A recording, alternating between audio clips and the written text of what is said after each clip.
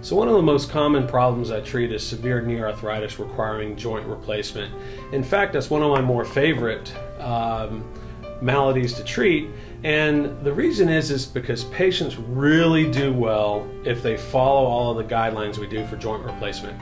So when you have a worn out knee, this is a model of the knee, and so the joint surfaces are what truly get worn out. Many people think when we do a joint replacement, we saw off the bone here and we saw off the bone there and we beam in some space-age device. But quite frankly, really what we do is we replace the surfaces of the joint with artificial implants that then take away the pain because there's not just bone-on-bone rubbing.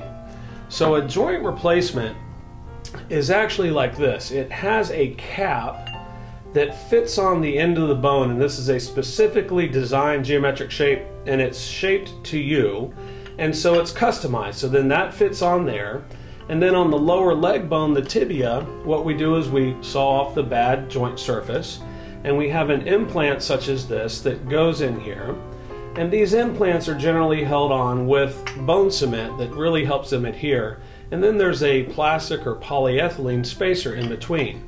Now what this model does not show is the kneecap. The kneecap is also replaced, but quite frankly, really what happens is you take the bottom surface off, the joint surface, and you put an artificial button on there. So the bone actually stays with the tendon, and then the new articulating surface is plastic or polyethylene that then goes with the implant.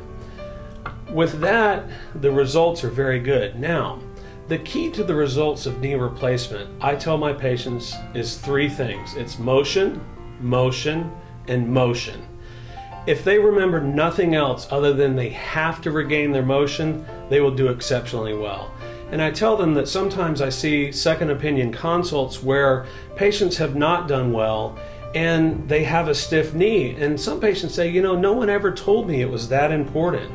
Well, I don't want any of my patients ever to say that. So we really harp on getting that range of motion after surgery, pushing through the discomfort and getting the motion. And as long as they do that, they do exceptionally well and are very happy and get back to a very active lifestyle. Recovery after knee replacement, of course, is dependent upon the patient.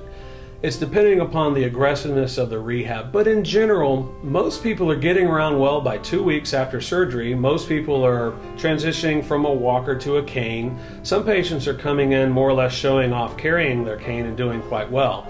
By 6 weeks, people are getting around even better. Maybe their motion's not 100% yet, but they're getting pretty close.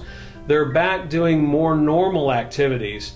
Most of my golfers are back playing golf by anywhere from 6 to 10 weeks, depending on how in shape they were before surgery and these kind of things. But in general, you can expect 2 to 3 months recovery from your knee replacement, getting back to most normal activities certainly by 3 months.